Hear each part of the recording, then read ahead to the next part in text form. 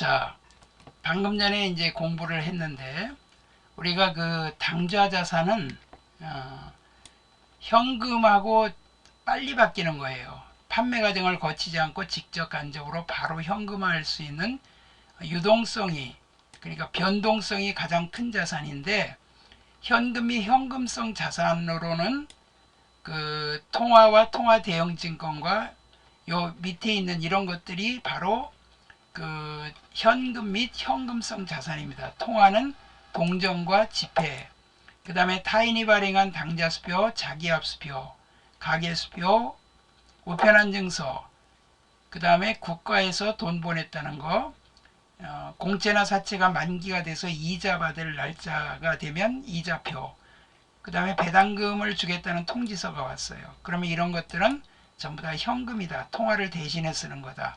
그래서 외울 때 타자가 우송하면 국가에서 공짜로 배당금 준다. 그러니까 타자가 우송하면 국가에서 공짜로 배당금 준다. 이거 암기법이에요. 그냥. 그 다음에 요구불 예금은 여러분들 그 당좌예금은 회사가 발행하는 수표를 발행하여 지급하는데, 이 당좌예금은 회사만 이용하는 예금이에요. 그리고 여러분들이 이용하는 보통예금, 기업은 이 예금 두 가지 다 취급합니다. 그 다음에 현금성 자산은 그 펀드라든가 뭐 이런 그 여러 가지 그런 것들, 양도성 예금 증서. 근데 여기서 중요한 건 3개월 이내인 거, 현금성 자산. 그래서 이걸 다 합쳐가지고 현금 및 현금성 자산이라고 합니다. 방금 전에 이걸 배우셨죠? 그래서 여기 현금성 자산에 해당하지 않는 것은 여기 수입인지는 세금 공과로 처리합니다. 여러분들 그 수입 증지라고 있어요. 그거는 수수료 비용입니다. 조금 구분이 좀 되긴 돼야 돼요. 수입인지는 세금 공과. 이거는 정부에다가 국가 그 정부기관에게 수수료 내는 거고, 그 다음에 여러분들 그 군청이나 시청, 지방자치단체에 내는 건 수입증지라 그래요. 여러분들 뭐 그 저기 인감증명이나 뭐 뛸 때 수수료 내잖아요. 그러면 그런 거는 수입증지를 붙이거든요. 그런 거는 수수료 비용이라 그래요.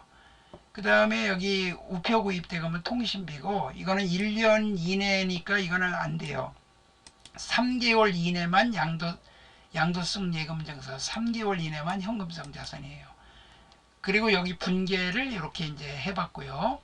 양도성 예금증서가 1년이 넘어가요. 그럼 여기 두 번째 단기금융상품은요, 그 3개월 초가 1년 미만이에요. 단기니까 1년 미만이죠.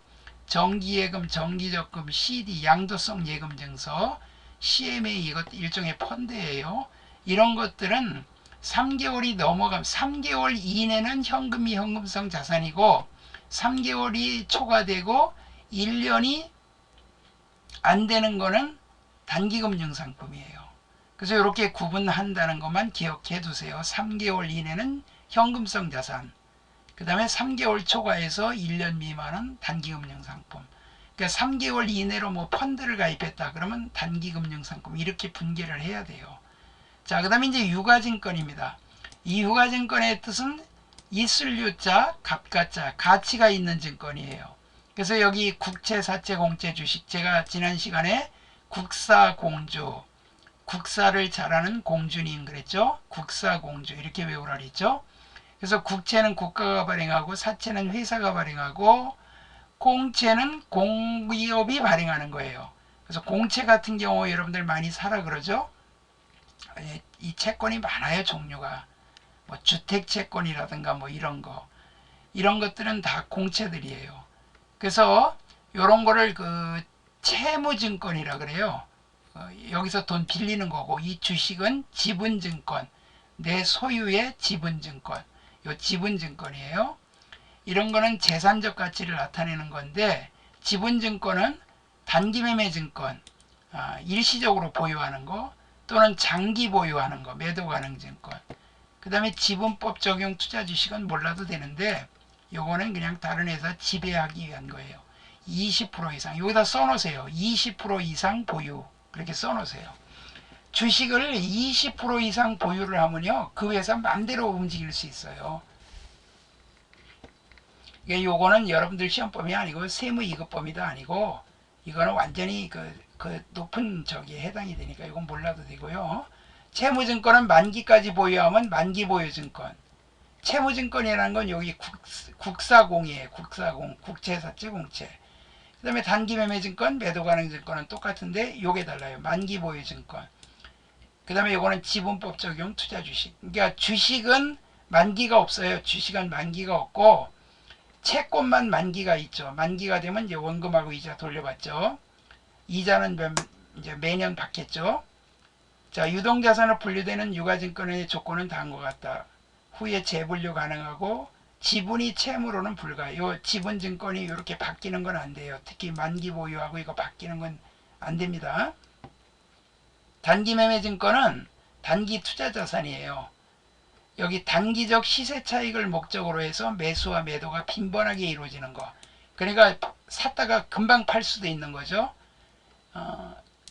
어젠가 보니까 뭐 삼성만 오르고 다른 데는 5%씩 떨어졌대요. 그러니까 몇만 원씩 가격이 떨어진 거예요. 우리나라 주식이 그래요. 좀 투자해봤자 이득 보는 사람은 거의 없어요. 1년 내 만기가 도래하거나 처분할 것이 거의 확실한 매도 가능 증권. 그 다음에 1년 이내 만기가 보유하는 만기 보유 증권. 이게요, 요 매도 가능 증권이 장기 투자 목적이면 이 매도 가능 증권인데 여기 1년 이내에 그것도 있어요. 이건 뭐냐면 이제 시장성을 상실한 거. 시장에서 거래를 못하는 것들. 근데 이런 거는 2번, 3번은 신경 쓰지 마세요. 자, 단기매매증권의 구입과 처분. 근데 이거 요거는 이제 요거로 설명해 드릴게요. 자, 다음 페이지 보시면 주식이나 사채, 공채 등을 구입했어요. 그러면 이거는 단기매매증권이 들어와요. 샀으니까. 그리고 현금이 나가요. 근데 수수료를 처리를 하면 수수료 비용이라고 따로 써야 돼요. 이게 왜 그러냐면 워낙 샀다 팔았다 자주 하는 거예요. 그냥 샀다가 바로 팔 수도 있고 그러기 때문에 이거 수수료 가산하면 아주 골치 아파져요. 그래서 이 단기매매증권은 공정가치로 평가하게 돼 있어요. 시가로. 그래서 이 수수료는 가산하지 않습니다. 이것만 그래요. 그래서 이거는 900번 되는 영업의 비용입니다. 이 코드 번호에 이게 수수료 비용이. 지난 시간에 했던 거를 제가 보여드리면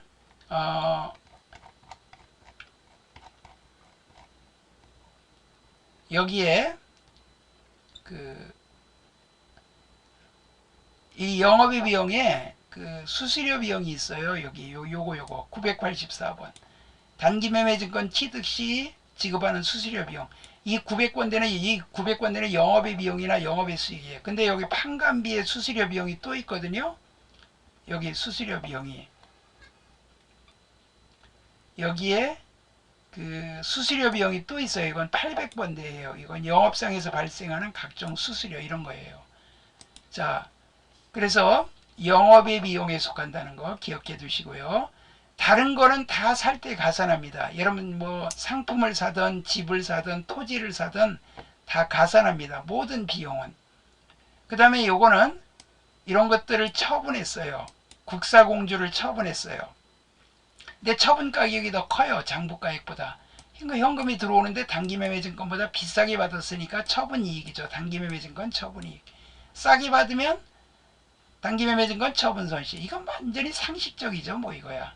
근데 이거는 이제 한 장당 뭐 500원짜리를 뭐 만주를 샀다. 그러면 500만원 뭐 이런 식으로 계산을 해야 돼요.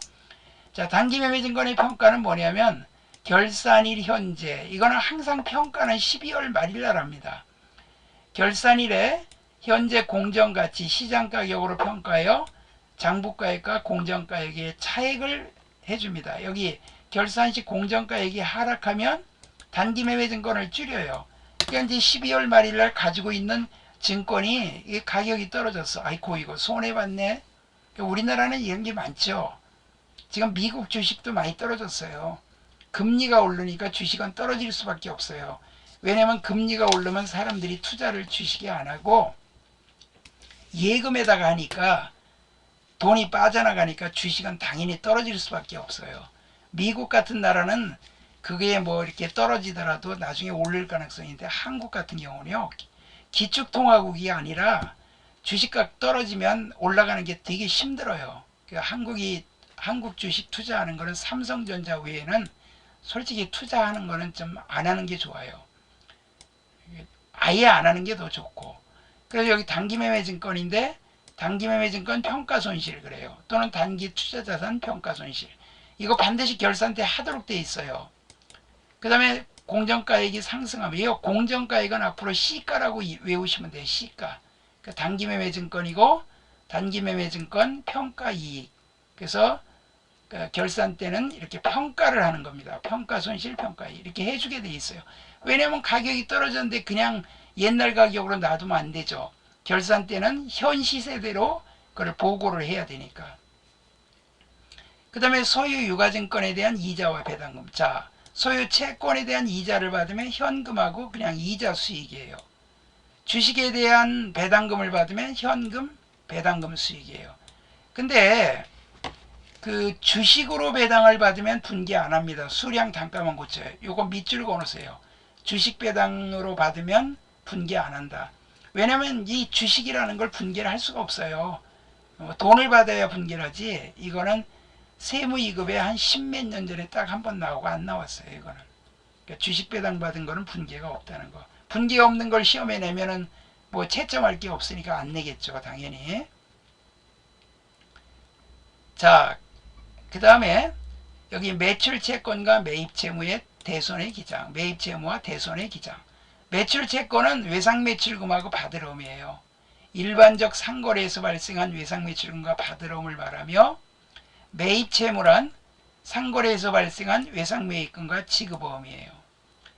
그래서 일반적이라 하면 모든 기업에 획일적으로 적용되는 게 아니라 당해 기업의 사업 목적을 위하여 경상적 영업활동에서 발생하는, 즉 주된 영업활동 거래에서 영업수익, 매출액을 발생시키는 거래예요. 그러니까 예를 들어서 그 상품을 팔면 상품 매출하고 돈 안 받으면 외상 매출금, 어음 받으면 받으러움이고, 상품이 아니고 여러분들 서비스를 팔았다. 서비스. 자, 제가 강의하는 것도 서비스고, 여러분들 가면 서비스 업종이 많죠. 그런 것들 전부 다 외상 매출금, 받으러움, 그렇게 분기를 할 수가 있다 이거예요. 그러니까 주된 영업활동에서 생기는 것들을 말하는 거예요. 그래서 매출 채권은 외상 매출금 받으러움이고, 매입 채무는 외상 매입금과 지급어음이에요. 그러면 이제 대손은 뭐냐? 대손은 외상값이나 받으러움의 매출 채권이나 단기대여금, 미수금 등과 같은 기타 채권, 이걸 구분합니다. 외상값 받으러움은 매출 채권이라 그래요. 이건 주된 영업활동에 생기는 채권들이고, 이건 그 밖의 것들. 돈 빌려주는 거나 뭐 이런 거는 그 밖의 적이잖아요. 미수금 같은 거는 쓰다가 꼬물 된 기계라든가 자동차 팔고 돈 안 받은 거, 뭐 건물이나 토지 팔고 돈 안 받은 거, 단기매매증권 뭐 팔고 돈 안 받은 거, 이런 것들 다 미수금, 이건 기타 채권이라 그래요. 근데 이게 거래처의 파산 또는 그 밖의 원인, 폐업, 사망, 도주, 실종, 소멸시효 완성 등에 의하여 그 대금을 회수하지 못하는 경우가 있는데, 이를 대손이라 그래요. 대손은 이 클 때자가 아니고 대여해주거나 받을 거를 손해봤다 그래서 대손 그래요. 참 말을 이거 어렵게 만들었어요. 저 같으면 이거 이러겠어요. 띠꼈다. 얼마나 쉬워요? 이런 것들을 못 받으면 띠꼈다. 그러면 초등학생도 이해하는데, 대손이라 그러니까 어른들도 이해하기가 힘든 거예요, 이게. 그러니까 저 같으면 띠꼈다. 그리고 여기다가 대손상각 삐 그러지 않고 띠꼈다 3만원. 그거 얼마나 쉬워요. 근데 제가 이걸 만들 수가 없죠. 왜? 500년 동안 이걸 사용해 왔으니까 이대로 해야 돼요. 한국에서는 이 회계가 어디서 들어왔냐면 일본에서 들어왔어요. 그리고 그 뒤에 90년대는 이제 미국 회계가 들어오고, 지금은 이제 국제 회계라고 유럽 회계가 들어왔어요. 자, 그래서 이제 이렇게 되는데, 여기서 소멸시효 완성은 일반 대여금 같은 건 10년 지나면 못 받아요. 민법에 그렇게 규정돼 있어요. 상거래상 채권은 5년 지나면 못 받습니다. 또 식당에 가서 밥 먹은 거, 그거는 1년 지나면 못 받아요. 다 규정돼 있어요, 민법에. 자, 그러면 이 대손의 예상과 충당금 설정, 이건 뭐냐면 기말 결산시야. 자, 12월 말일날 딱 됐는데, 글쎄, 외상값 못 받을 게 예측이 되네? 이거 큰일 났네. 내년에 넘어간 외상값 얼마를 분명히 띠낄 것 같아요. 그걸 예상하는 거예요. 그 차기에 발생할 대손 예상액을 합리적이고 객관적인 기준으로 추산해. 세법에서 1% 정해놨어요. 또는 연령 분석법. 그 다음에 경험률법. 과거의 경험에 몇 프로 띠꼈다. 그 다음에 연령. 못 받은 지가 오래된 거는 많이 띠끼겠죠? 이런 걸 예측을 해갖고 충당금을 설정을 해요. 이게 충당금이 뭐냐면 나중에 띠끼면 그때 이거로 충당한다 이 소리예요. 이게 왜 설정을 해야 되냐면, 자, 생각을 해보세요. 금년에 외상으로 팔았거든요. 금년에 외상으로 팔았다가 그 외상값이 내년에 넘어가요. 내년에 넘어가서 내년에 띠낀다. 그러면 팔아서 이익 본 건 금년인데 손해보는 건 내년이야. 그러면 이게 수익과 비용이 서로 대응되는 그 기간이 맞지를 않아요. 금년에 팔아서 이익 봤다고 매출을 해서 매출 총이익이 생기고 했으면 분명히 1% 내지는 요런 거에 의해서 띠끼는 게 있어요. 그 띠끼는 거는 금년에 결산 때 미리 이렇게 상각비, 이 대손 대여해 주거나 받은 거, 못 받은 거를 손해봤다. 그래서 대손상각비. 왜 이렇게 말을 어렵게 썼는지 몰라. 대손상각비. 그래서 대손을 예상을 했어요. 이게 그 대손 예상을 하고 대손 충당금이라 그래요. 이게 외상 매출금을 직접 줄였으면 좋겠는데 상대방이 이 외상값 갚을 수도 있잖아요. 그러니까 이거는 모르는 거야. 그러니까 대손 충당금이라고 이렇게 만들어 놨다가 나중에 대손되면 이걸로 메꿔요. 자, 여러분들 은행 같은 데 제가 물어봤어요. 그 차장한테 물어보니까 대출해주면 다 받습니까? 그랬더니 이거 뭔 소리냐고, 대출해주고 못 받고 띠끼는 거 많대요.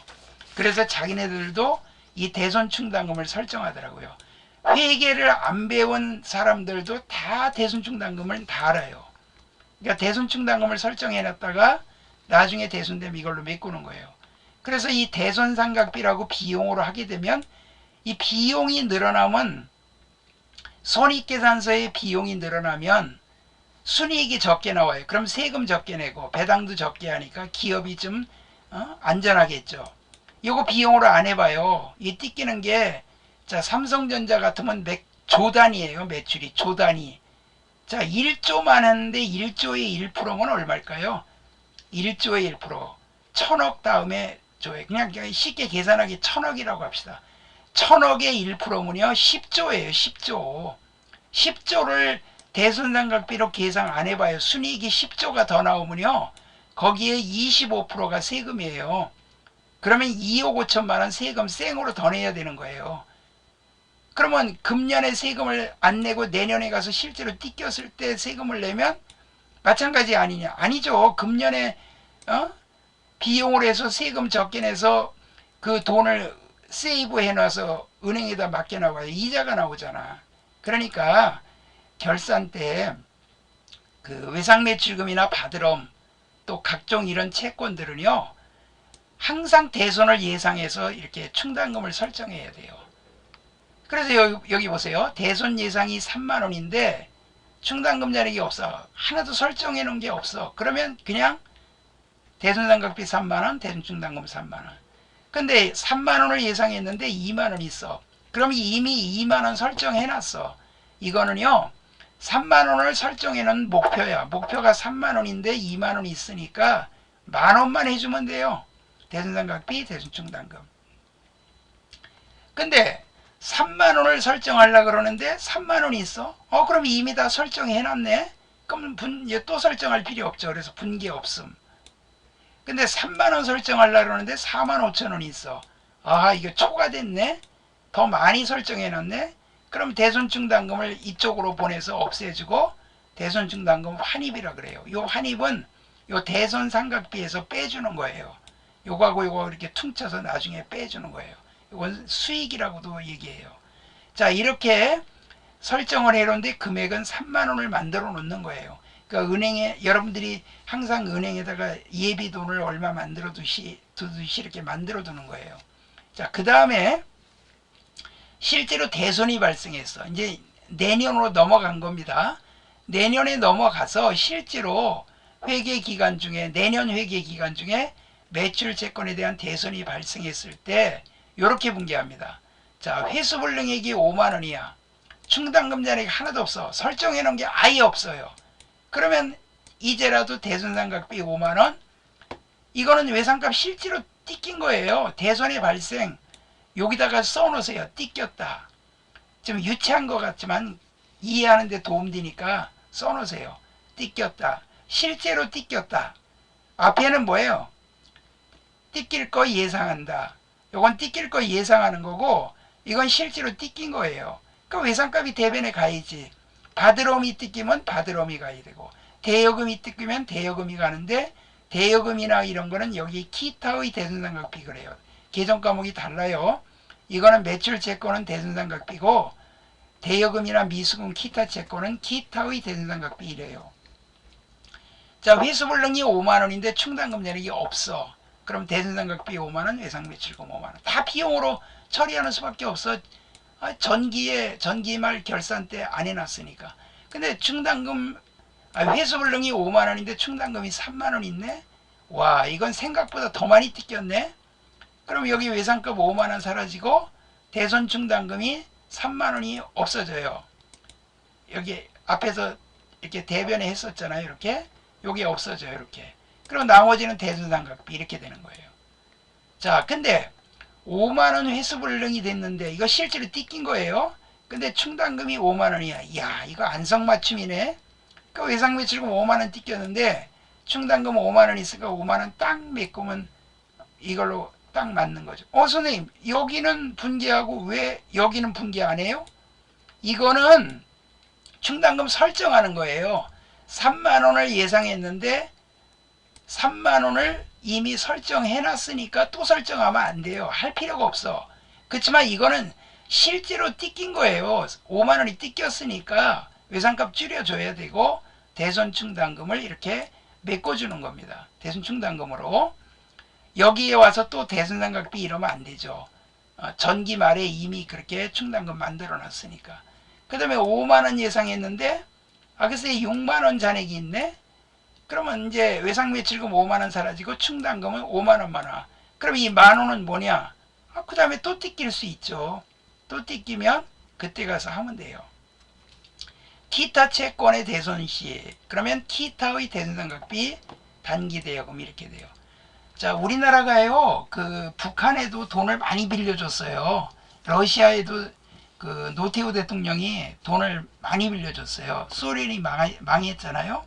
소련 망했는데 돈 많이 빌려줬는데 세상에 소련이 망하는 바람에 돈 한 푼도 못 받게 되니까 소련에서는 뭐는 많이 가지고 있어요. 무기는 많이 가지고 있잖아요.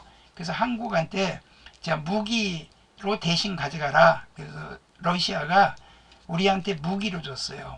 여러 가지 뭐 대포도 주고 뭐 여러 가지 다 줬는데 특히 그 중에 헬기. 여러분 강원도에 지난번에 그 동해시 산불 났었잖아요. 그 와서 헬기가 와서 불 껐죠. 그거 러시아제예요. 그 러시아에서 받은 헬기예요. 그게. 걔네들이 무기는 참 하여튼 엄청나게 만들어 놨어요. 그 다음에 항공모함도 가져가라 그랬는데 항공모함 한국에서 운영하려면 돈이 많이 들어가니까 그건 안 받겠다 그랬더니 글쎄 중국 떼국 사람들 중국 사람을 떼국놈이라 그러잖아요. 중국 사람 진짜 사람 잘 속여. 근데 다 그런 건 아니고 그래가지고 중국에서 항공모함 가지고 가서 항공모함 만든 게 좀 이상하잖아. 좀 후졌잖아요. 미국 항공모함은 멋있는데 중국 항공모함은 이렇게 올라가갖고 좀 후졌어. 이제 그 다음에 만드는 거는 좀 연구해서 만들었는데 그게 좀 후졌죠. 그게 러시아제 항공모함이에요. 그래서 이게 러시아는 그거라도 받아냈으니까 다행인데 북한은요 김정일이한테 김대중 대통령이 잘못한 게 그거예요. 돈을 5조씩 갖다 주고 노무현도 돈을 굉장히 많이 갖다 줬어요. 문재인도 지금 돈을 많이 갖다 줬어요. 몇 조 갖다 줬는데 지금 수사 중이에요 지금. 왜 그러는지 몰라. 갖다 준 걔들이 그걸 국민들한테 복지에 쓰고 국민들 생활을 잘해야 되는데 그 행복이 만들 돈 갖고 쌀 사면 다 배부르게 먹고 사는데 행복이 만들고 거짓거리 하는 바람에 한국 위협하고 있잖아요. 지금 공산주의들은 없어져야 돼. 그놈들 또 좋아하는 한국의 남한 주사파들이 또 많아요.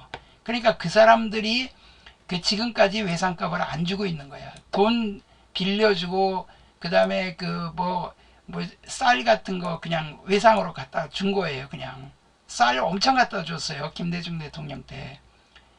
그 다음에 쌀 엄청 갖다 주고 노무현 때도 아마 갖다 줬어요. 노무현은 그래도 순수하게 또 그 사람은 나중에는 그거를 좀 잘못한 걸 반성을 했는데 지금 그 김대중은 그거를 뭐 지금 거짓말을 해서 행복이 만들 능력이 없다 그러더니 뭘 능력이 없어 지금 행복이 만들어 난리 났잖아요.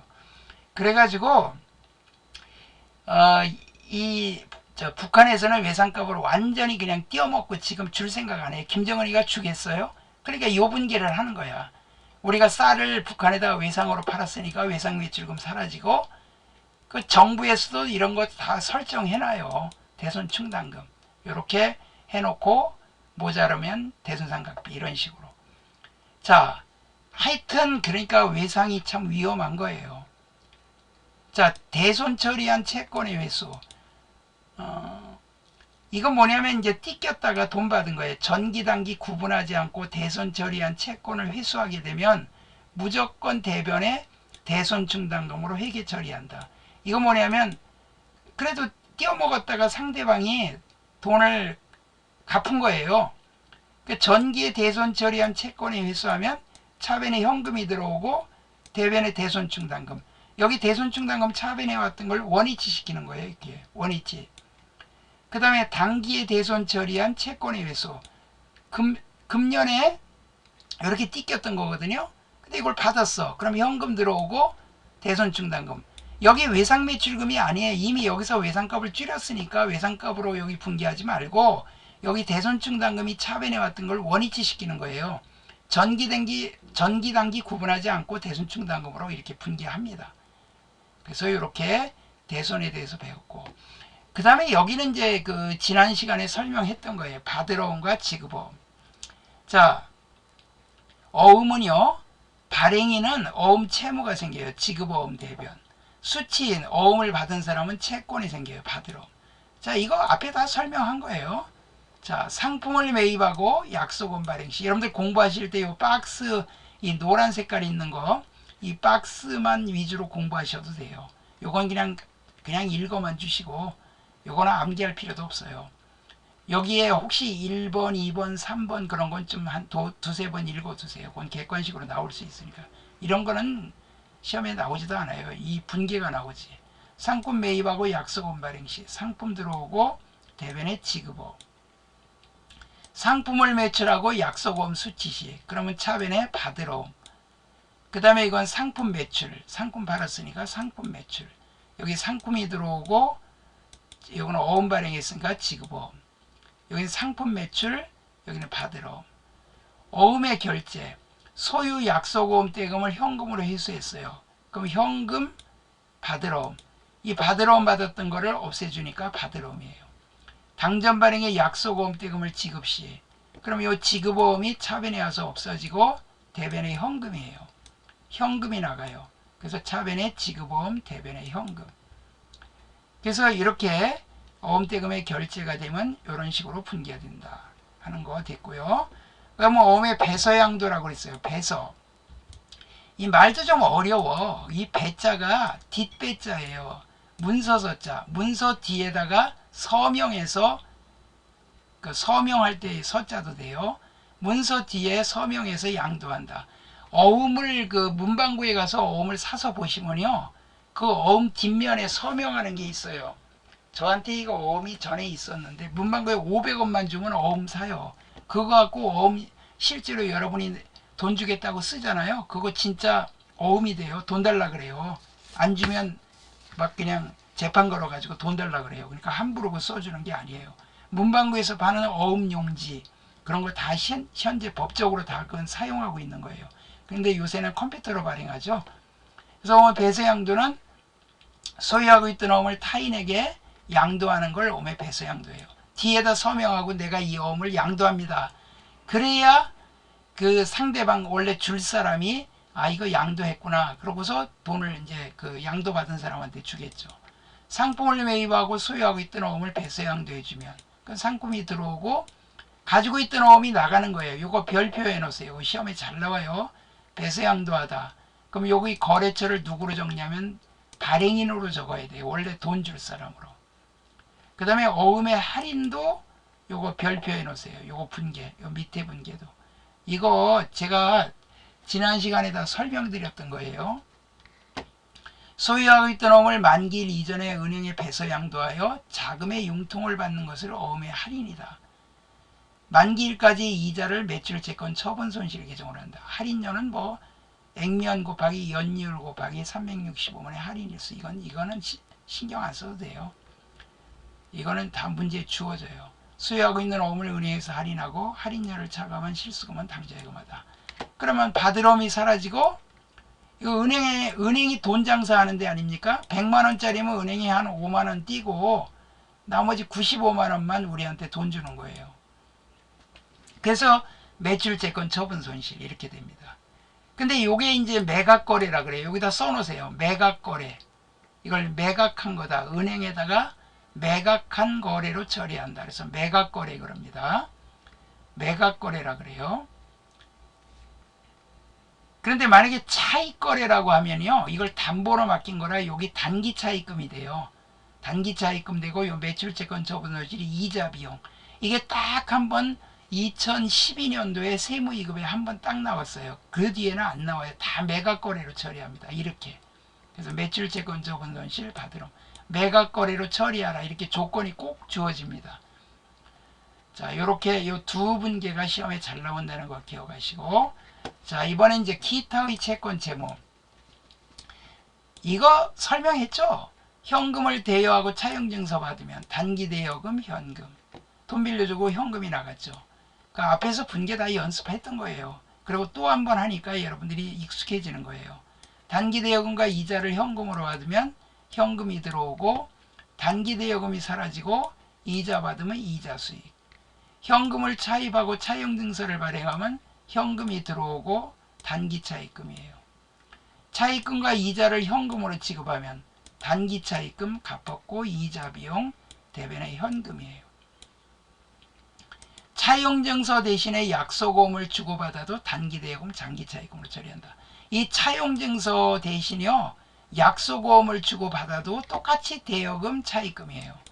이건 하나의 그 담보일 뿐이에요. 약속어음을 더 좋아하죠. 왜냐면 은행에서 할인할 수도 있고 그러니까 이 어음을 더 좋아하죠. 이건 다 설명했던 거고 이것도 다 설명했던 거예요. 계약금으로 미리 준 거, 계약금 미리 받은 거.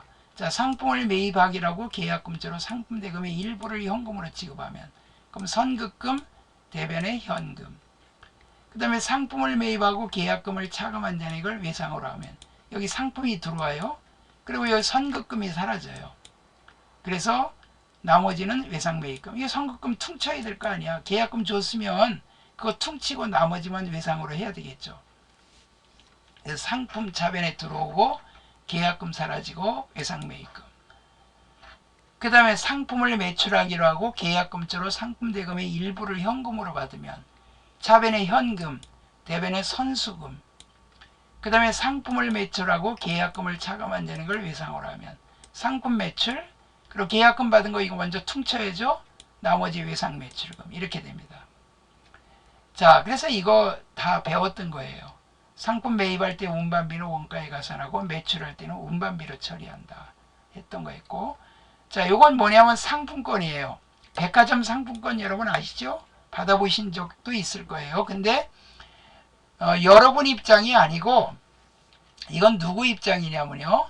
그 롯데백화점 입장이에요. 회사 입장. 상품권을 발행하고 현금을 받으면 그러니까 이제 회사에서 상품권을 찍어서 종이를 팔았어요. 그러면 돈이 들어왔죠? 선수금이에요. 이게 상품을 파는 게 아니야. 이 종이 쪽지를 파는 거예요. 그럼 계약금을 미리 받은 거나 똑같아요. 그 다음에 상품을 매출하고 대금중 반은 상품권 받고 잔액은 외상을 하다. 이제 그 고객이 그 백화점에 와서 그 상품권 들고 와서 물건으로 바꿔 갔어요. 그럼 그때 상품 매출이 되고 선수금은 이제 없어지고 이거 퉁쳐서 이제 없애고 나머지만 외상 매출금 이렇게 되는 거예요. 그래서 상품권을 발행하다 그러면 절대 상품 매출이 아니야. 상품권을 발행했을 때 언제 매출로 잡느냐? 고객이 상품으로 교환해 갔을 때 그때 매출로 잡습니다. 요건 이론 시험 문제로 나와요. 그러니까 상품권을 발행했을 때는 언제 매출을 수익으로 잡느냐? 요때가 아니고 상품을 교환해 갔을 때 수익으로 잡는다 이 소리예요. 그 다음에 미수금과 미지급금. 이건 제가 앞에서 엄청 강조했죠. 자, 비품을 외상으로 처분하면, 자, 비품이 나갔어. 여기 외상으로 처분했다고 외상 매출금이 아니라 그랬죠. 상품이나 제품 그런 거 팔고 돈 안 받으면 외상 매출금이지만, 외상값을 받거나 그러면 외상 매출금이지만, 이거는 미수금이에요. 아니 받았다. 안 받았다 이 뜻이에요. 예쁘게 받았다는 뜻이 아니에요. 미자가. 아니 받았다. 이 숫자가 받을 숫자. 미수금을 현금으로 해소하면 현금이 들어오고 대변에 미수금 사라집니다. 그 다음에 유가증권을 외상으로 구입하면 차변에 유가증권, 단기매매증권 그거예요. 단기매매. 요새는 유가증권이라고 분개 안 해요. 옛날 이거 회계 배우신 분은 유가증권을 분개했어요. 근데 유가증권을 안 하고 단기매매증권, 대변에 미지급금. 그 미지급금 갚으면 미지급금이 없어지고 대변에 현금이 나갑니다. 그 다음에 이제 가지급금과 가수금이 있는데 이 가지급금은 어떤 경우에 쓰냐면 가짜로 지급했다, 가짜로 받았다. 이거는요 대표이사가 회사에서 돈을 가져 회사 대표가 회사 자금을 개인적으로 사용해도 가지급금으로 처리해요. 그러니까 이제 회사의 돈을 대표이사가 가져가면 가지급금 현금 그러고 대표이사한테 이자도 받아야 돼요. 대표이사가 돈 내놓으면 가수금이 되고 현금이 들어와요. 근데 그렇게도 실무에서는 그렇게 합니다. 대표이사가 돈 가져가면 가지급금 그렇게 해요. 개인기업도 그렇게 하더라고. 저도 사업할 때 보니까 그 장부정리하는 그 세무사 사무소에서 내가 개인기업이니까 내 마음대로 돈 가져가잖아요. 그럼 다 가지급금으로 처리하더라고요. 나중에 돈 메꾸면 가수금으로 처리하고. 근데 여기서는 사원에게 출장여비를 계산하여 어리마에 지급하면, 자, 여러분들 강원도에서 비행기 타고 저 제주도 갔어. 제주도 출장 갔어요. 요새 제주도 인구가 뭐 70만 명으로 늘었다 그러던가. 땅값이 3배로 올랐대요. 이거 땅값 오르는 건 신경 쓸 거 없고. 근데 그 제주도에 그 거래처가 많이 생기겠죠. 또 지방에 다른 지방, 뭐 서울이든 어디든 출장 갈 때 여비를 줬어요. 근데 여비가 정확히 얼마인지 몰라요. 돌아와 봐야 알아요. 2박 3일로 갔어. 그럼 뭐 알 수가 없어요. 그러니까 여비를 대략 계산해서 주면 가지급금 현금이에요. 근데 요것도 이제 거래처 적어야 돼요. 아무개가 같다. 갑돌이가 같다 그러면 갑돌이라고 적어야 돼요. 출장사원이 기사하여 여비를 정산하고 나머지 현금 받으면 가지급금이 사라지고 돈을 돌려받았어요. 남은 돈 돌려받았어요. 그럼 나머지는 여비교통비, 영수증 다 가져와서 정산하겠죠. 만약에 돈이 모자라서 자기 돈 썼다 그러면 오히려 돈을 더 줘야죠. 그 다음에 출장사원으로부터 내용물명의 수표를 받으면 현금이 들어오고 가수금. 돈이 들어왔어요. 수표 받아도 타인이 발행한 수표로 보고 현금으로 처리하는 거예요. 반드시 그 당사 발행 수표, 당전 발행 수표 이런 말이 나와야 당좌예금이고 그런 말 없으면 다 현금이에요. 출장사원이 기사하여 내용불명의 손금액이 외상매출금 회수로 판명됐다. 그럼 가수금이 사라지고 대변에 외상매출금이 돼요. 외상값 받은 거니까. 뭐 계약금 받았으면 선수금이 되겠고요. 자, 이렇게 그 가지급금, 가수금을 이렇게 처리하고, 그 다음에 주주임원 종업원 단기대여금과 예수금. 이건 뭐냐면 갑을 해준 거예요. 갑을. 자, 종업원에게 갑을 해주면 요새는 갑을 거의 안 하죠. 요새는 신용카드 쓰니까 갑을 해가는 사람이 거의 없어요. 그냥 갑을 해주면 단기대여금, 현금. 물론 종업원, 주주종업원 단기대여금이 그런 계정으로 써도 되지만 그냥 일반적으로 단기대여금이에요. 요거 별표 2번. 급여직 입시 선대금과 소득세를 자금한 내역을 현금으로 지급하면 월급을 줬어요. 그럼 급여. 그러면 대여금을 공제해야죠. 퉁쳐야지 이거. 가벌해준 거 까야죠. 월급에서. 그리고 예수금은 뭡니까? 4대 보험이나 세금 띄는 거예요. 4대 보험이나 세금 띄고 나머지 현금이에요. 이거 예수금 제가 지난 시간에 설명했죠. 예수금. 회사가 맡아가지고 있으면 예수금이에요. 예수금, 현금. 지난 시간에 다 그 분개를 했기 때문에 지금 여러분들이 이걸 들으면서 이해가 좀 쉽게 되는 겁니다. 급여에서 차감했던 소득세를 세무서에 현금으로 납부. 이건 종업원 부담이에요. 예수금이 여기 와서 없어지고 현금이 나가요. 근데 이건 종업원 부담인데 4대 보험 중 회사 부담분 국민연금은 세금 공과로. 그러니까 이게 절반씩 부담하잖아요. 회사하고 여러분하고 절반씩 부담하니까 여러분들 거는 예수금이라고 해놨다 없어지는 거예요. 이거 다 회사 입장입니다. 우리가 이 배우는 회계는 다 회사 입장이지 여러분 개인 입장이 아니에요. 그러면 이게 그 회사 부담분은 그럼 어떻게 처리하냐? 국민연금은 세금공과로 처리하고 건강보험료는 복리후생금. 이거 지난 시간에 설명했었어요. 그 보통예금이 나갑니다. 그러니까 국민연금은 세금공과, 건강보험료는 복리후생비. 왜냐면 건강보험료는 종업원들 복지를 위해서 주는 거잖아요. 건강검진 같은 것도 다 복리후생비. 그 다음에 이제 세금을 미리 낼 수 있어요. 이자 수입 시 원천징수 당하거나 법인세를 중간연합한 경우. 이자 수입 시. 자, 여러분들이 회사가 은행에다가 예금을 해놨다가 이자를 받아요. 그러면 이자를 받을 때 비과세 상품 빼놓고는 다 세금 띱니다. 은행에서 세금을 미리 띄고 나머지만 들어와요. 뭐 현금으로 받든 보통 예금을 하든. 저도 이거 해봤는데 세금 띄더라고요. 15.4% 띱니다. 14%는 이자 세금이고 또 그거의 1.4%는 지방자치단체에 내는 세금이라 15.4%를 띱니다. 그러니까 10만원이면 15,400원 띄는 거라 엄청 크죠. 15% 띄니까. 그래서 이거를 띄면 여러분들이 미리 세금 냈다. 선납세금이라 그래요. 원천징수를 당한 거야.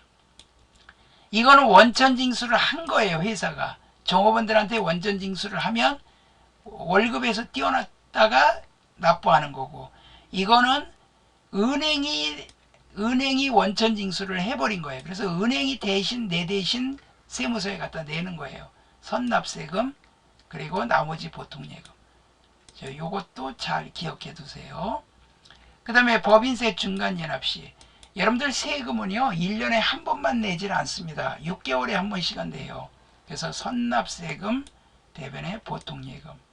그리고 이제 결산 때 법인세 계상 시는 법인세 그리고 선납세금이 없어지고 나머지 미지급세금 이렇게 됩니다. 자, 그러면 여러분 책에